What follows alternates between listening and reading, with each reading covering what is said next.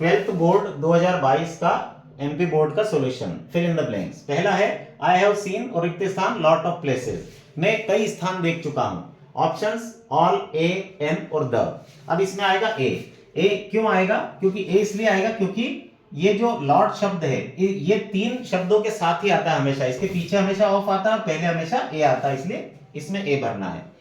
दूसरा है I prefer tea और रिक्त स्थान कॉफी, मुझे कॉफी से ज्यादा चाय पसंद है। इसके ऑप्शन से देन, विथ, टू और बाय, तो इसमें टू आएगा।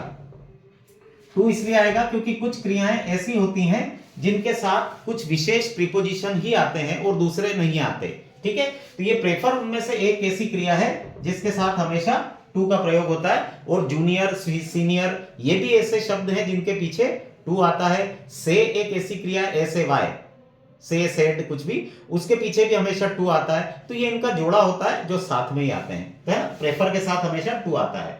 ये सेंटेंस 2018 में आ चुका है इस टाइप का, ठीक है। अगला है मैंगोज आर बीइंग और रिक्त स्थान। अब इसके ऑप्शन से बॉट, बाय, बाइंग और बाइड। बाइड तो कोई वर्ड होता ही नहीं है, ऐसे ही बना के दे दिया है, गलत वर्ड है।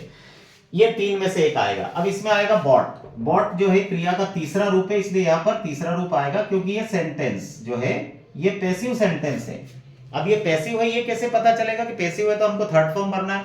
हालांकि बॉट सेकंड फॉर्म भी होता है, थर्ड फॉर्म भी होता है, लेकिन यहां थर्ड फॉर्म की डिमांड है, इसलिए थर्ड फॉर्म आएगा। ये हमको पता चलेगा बीइंग शब्द से। पैसिव सेंटेंस में बीइंग शब्द आता है।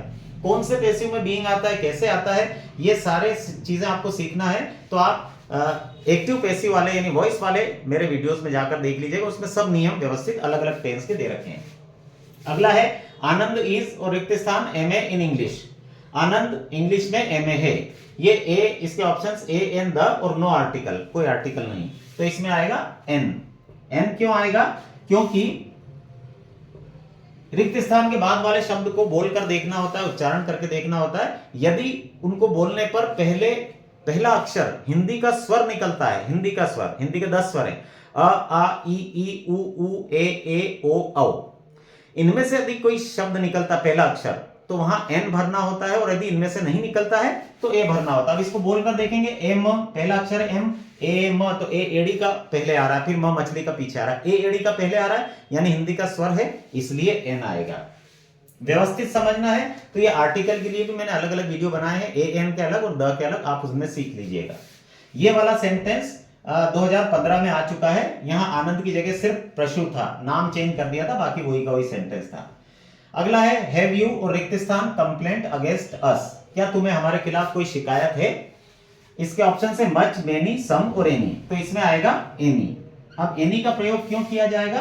क्योंकि एनी जो है वो दो प्रकार के सेंटेंस के साथ आता है, या तो सेंटेंस निगेटिव हो या इंट्रोगेटिव हो, और अगर सिंपल सेंटेंस से अफर्मेटिव साधारण वाक्य तो उसमें सम आता है। मच और मेनी, मच का प्रयोग एक वचन संज्ञा के साथ और मेनी का प्रयोग बहुवचन संज्ञा के साथ किया जाता है। अब यहाँ रिक्त स्थान के बाद यदि एक वचन बहुवचन देखना होता तो वहां पर आता, लेकिन ये निगेटिव सेंटेंस है, सॉरी इंट्रोगेटिव है, ये प्रश्नवाचक चिन्ह से पता चल रहा है, इसलिए एनी आएगा। इन सब चीजों को, डिटरमिनर्स को पूरा व्यवस्थित समझना है, सारे नियम सहित, तो आप इनके अलग अलग वीडियोस हैं, सब देख लीजिएगा।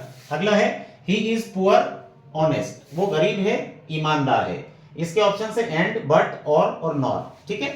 तो इसमें बट आएगा। अब बट क्यों आएगा? सिर्फ बट का बता रहा हूं आपको, क्योंकि बट का प्रयोग तब किया जाता है जब दो असमान परिस्थिति बताना हो, एक निगेटिव एक पॉजिटिव, या एक पॉजिटिव एक निगेटिव, कैसे भी उल्टी सीधी, है ना, तब वहां बट का प्रयोग। अब वो गरीब है तो गरीब है, ये एक निगेटिव चीज हो गई उसके लिए, और ईमानदार है, ऑनेस्ट, तो ये पॉजिटिव चीज हो गई। तो एक निगेटिव एक पॉजिटिव, ऐसी स्थिति आती है तो बट का प्रयोग होता है, या और दोनों पॉजिटिव और या दोनों निगेटिव आती हैं तो वहां एंड का प्रयोग होता है, ठीक है। और बाकी आप अलग अलग व्यवस्थित चीजें समझ लीजिएगा अलग अलग वीडियोस में।